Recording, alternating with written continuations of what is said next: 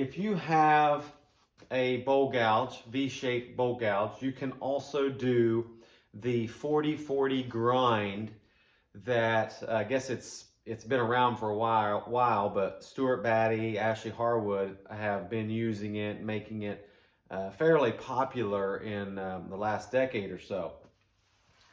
But really all you're doing there is you are using a platform and you are grinding the wing, and you are grinding the wing, and then you're kind of bringing the tip and having the two wings meet together.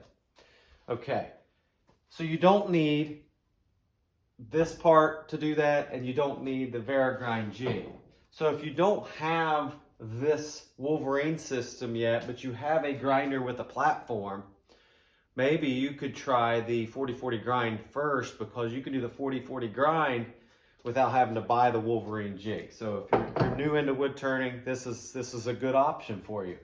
So I just want to give you a few things here to set up with the 40-40 grind. One is going to be the angle of your platform. Now, the way you can get there is you can sharpen it and then use one of these protractors to measure your tool and to make sure you get the angle to 40 degrees. You can do that. That's what I had to do when I first did it. And it ended up being, I think, 35 degrees if I used one of these. But I'm just going to double check it here with this Stuart Batty gauge. This is about 30 bucks. It's a little expensive, but it is made out of machined aluminum, and it's really nice. So I'm going to find my 40 degrees. Right here's my 40 degrees. So you put this on the platform, and then you slide this up until and you move it up until it hits the wheel. I'm going to go ahead and lock that in. And now I'm going to change the angle until that, and I got to show you this, but this is at an 8-inch grinder radius. This isn't flat. This is actually at an 8-inch grinder radius. So that's 34.9. That's probably pretty close. Let me check. 40. There it is.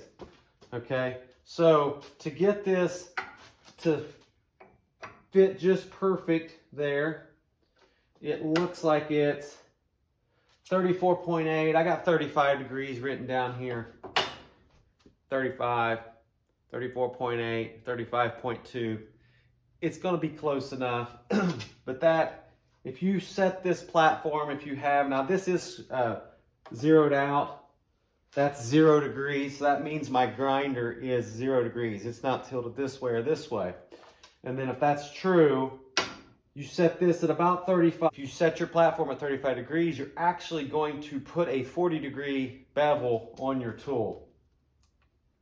Not sure I understand all that science, but I have measured it with my 40-40 grind jig to verify that I'm actually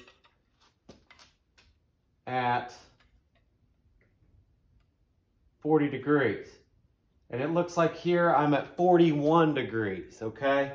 So that's another thing. 41, 40, that's another thing. You don't have to be perfect on any of this stuff. If you're at 41 degrees or you're at 39 degrees, it's close enough.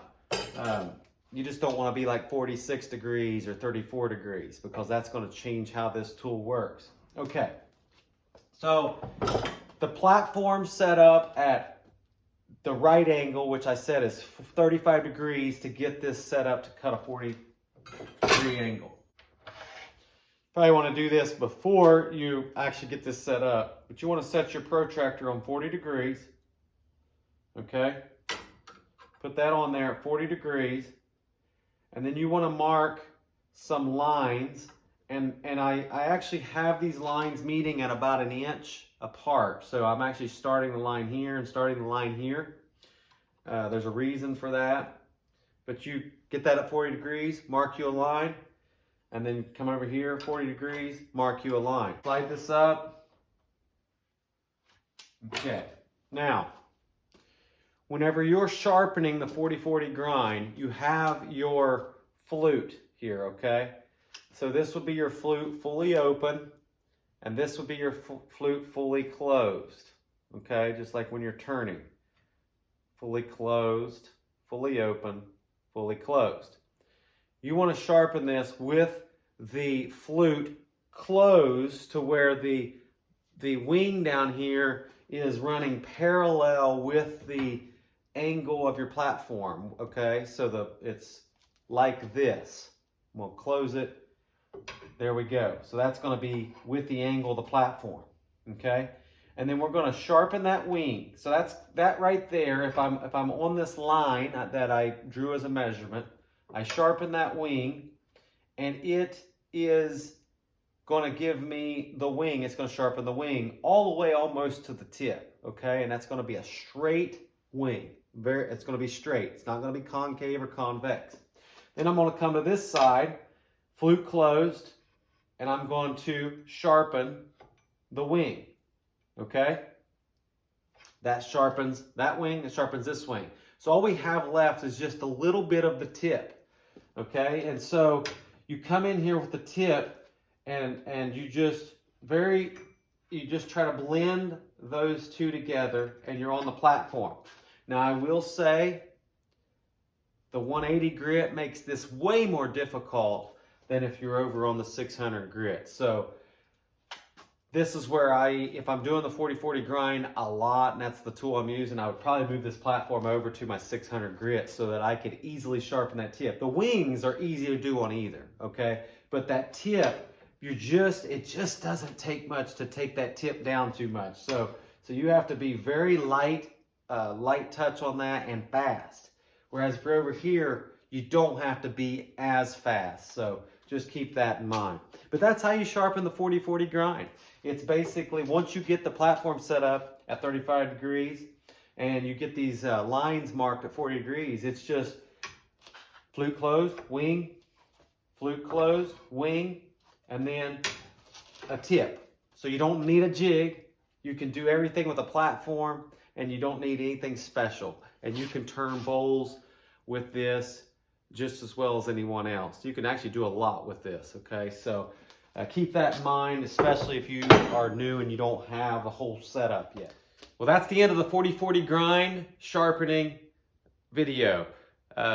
If you want to see how to use this, I've got some videos showing it in my Fundamentals of Wood Turning series. But I'll be honest, I've only been using this for about a year to a year and a half. I'm liking it.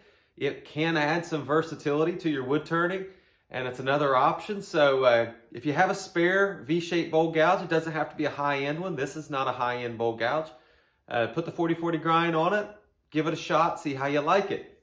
Our next video coming up is going to be sharpening parting tools, and I'm going to show you how to sharpen at least 4 different types of parting tools.